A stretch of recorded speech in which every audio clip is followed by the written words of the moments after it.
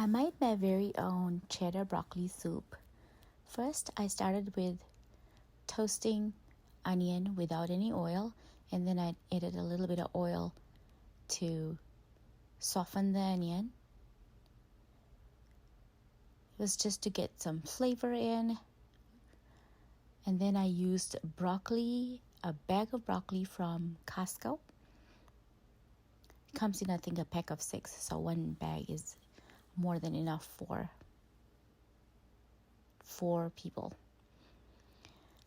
I made sure to toast it all together, and then I blended a little bit of onion and broccoli to make sure that it was creamy. And I added a little bit more oil because I wanted to stir in some turmeric and some nutmeg. I had grounded some nutmeg and turmeric, and so I wanted to first cook the turmeric because it has that raw flavor. I then poured in 2 cups of heavy cream in a saucepan and 2 cups of water, and then just added all my ingredients in. I also put in garlic and ginger and a little bit of pepper flakes and some salt, and then just stirred it all in and let it come to a boil.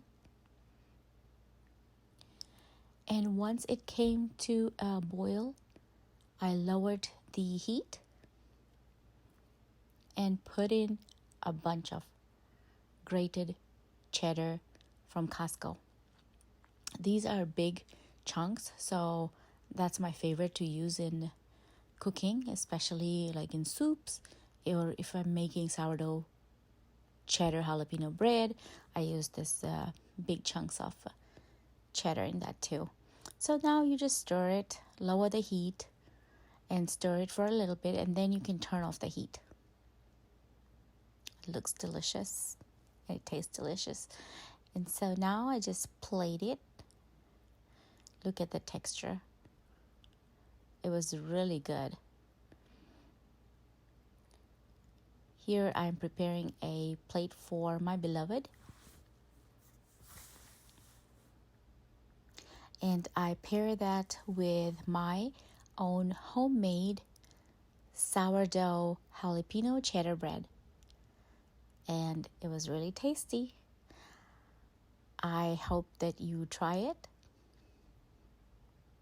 Let me know if you have tried it. I saw many recipes that had flour in them, and I didn't want to use any flour. And I just kept it all keto, except for the sourdough bread, which was really yummy too.